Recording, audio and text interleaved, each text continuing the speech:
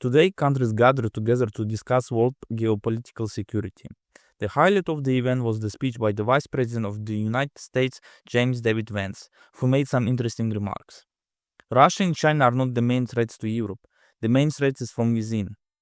Europe's crisis is the consequences of its own decisions. The US was shocked by Europe over the cancellation of elections in Romania.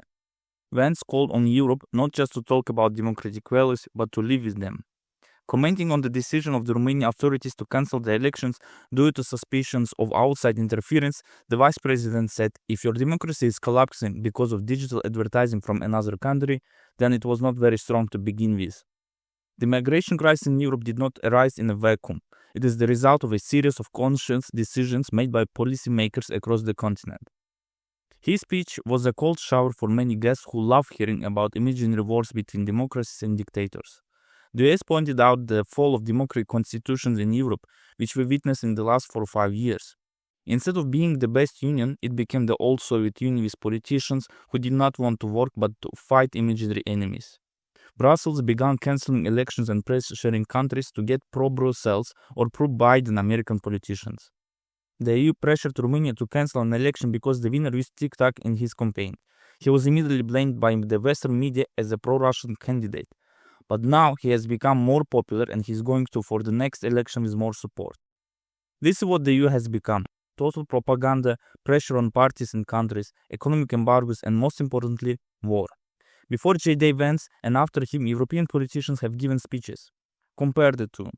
The head of the EU, Ursula von der Leyen, said, "Ukraine needs peace through strength. Europe wants peace through strength."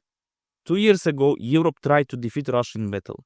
They forced Ukraine to reject the peace agreements in Istanbul. Now they say they want peace through force. This means imposing their conditions on Russia. But how?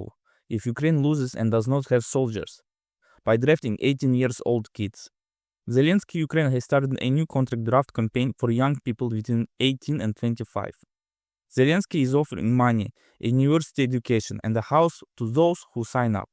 Right now it's voluntary, but soon it will become mandatory. It's the same as it was last time when the minimum age to be drafted was 27 years old.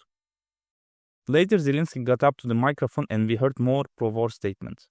There is no talk of peace agreement now. Trump told me that Putin wants to stop the war. I told him that he is lying. The call does not pose risk to the US and Trump. He is stronger than Putin. I think about the risk for the whole world since there is a risk for all of us. Ukraine has a strong army and it's in NATO's interest to have an army like Ukraine's. If we do not join NATO, we will create our own NATO in Ukraine. Regarding NATO, I have heard refusals from the Americans many times, both Biden and Trump. There were many questions and meetings, but the US never wanted or saw us in NATO. I don't want to be the person who helps Putin occupy my country. His statements are anti-arguments to his policy from the first day of his presidency. If Zelensky had known that NATO would not accept Ukraine, then why would he have spent years trying to join it? If Ukraine has a strong army, why is it losing the war and why does it need to join NATO? Zelensky is playing a simple game, raising his demands for Russia, which Russia will not accept.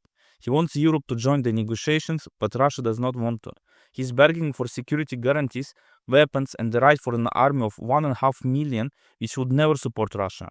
Zelensky wants Trump to publish an official peace agreement so that all pro-war nations such as the UK, Germany, and France can start attacking it with their propaganda.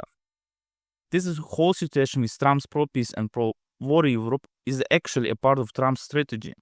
Trump wants to leave Ukraine. He can leave it with a signed peace agreement or leave it on the shoulders of falling apart Europe.